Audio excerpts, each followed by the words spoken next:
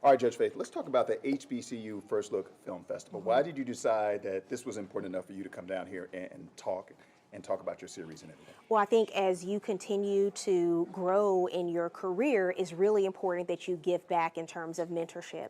And especially for me being in this role as an executive producer now, and there aren't that many black women in this role, it's important for me to share with other students the steps that I took to get here, what it's like being in an executive producer role, how they can follow in that path if they choose to, and some of the pitfalls and things they can do to avoid making critical mistakes on the way, hopefully. Right.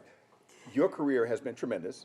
Prosecutor, judge on TV, author, and now you're executive producing this show.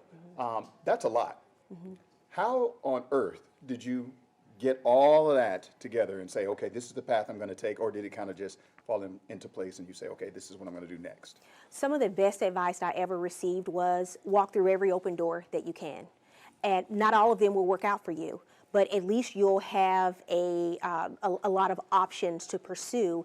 And then you may not see the whole staircase, but take one step at a time. And that's what I've done in my career. Just take those steps forward. And sometimes you're going to end up taking a step back because something's not going to work out. You're going to pivot. But I think as long as you continue to go forward, do things that not only that you're interested in, but do things that will get you good experience to do the things you really like to do. I talked today on the panel, I haven't loved every job that I've had, but I've needed the experience to go to the next level. So you don't have to love every single job that you have, but when you know you're getting good experience, they can take you to where you really want to go, then you get that experience, you soak it up, and then you continue to take the next step. Right. Let's talk about your new series, On Oxygen, Killer Relationships. Talk a little bit about that, how the show works, how do you get people to participate, the whole 9 yards. Well, the show Killer Relationship is all about people who've had relationships. We can all relate to that in one way or another. It could be family, friends, co-workers, former lovers, or currently married. So we just explore all of these relationships. And then the question is, why is it that people can't walk away? What's their motive? What happens to where you think a breakup isn't enough, a divorce isn't enough, or leaving a business partner or going to a different venture isn't enough? Why does somebody have to die? So there are two aspects to the show. There's the criminal part of it, and then there's the relationship psychology part of it, where we really try to peel back those layers and talk about the decisions that people make and get into the why, because that's what people want to know. They watch to find out why. You also went to Southern Baton Rouge Law School. How did that experience at an HBCU help to shape you as a person?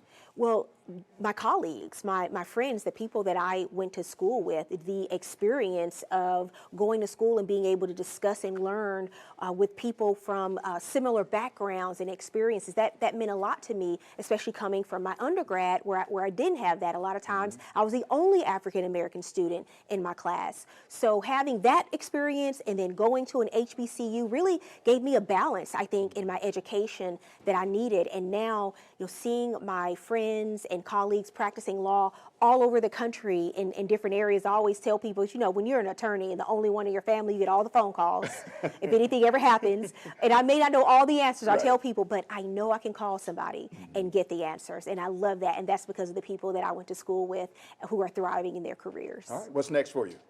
What's next? I want to continue producing. I had a daughter last year, so I had shift in perspective in terms of what I wanted to do with my time. But I'm getting back out there now and doing a new project, going back into court, a court project I'm producing next year. So you'll hear more about that. So some exciting things coming up for sure, and hopefully a 4th season of Killer Relationship. When do you have time for all of this? I mean, you make time. I'm learning. I'm balancing. I tell you. All right. That's it. So would that work for you for 9 and for us too? Yeah. So, Yeah. okay. Yeah. Well,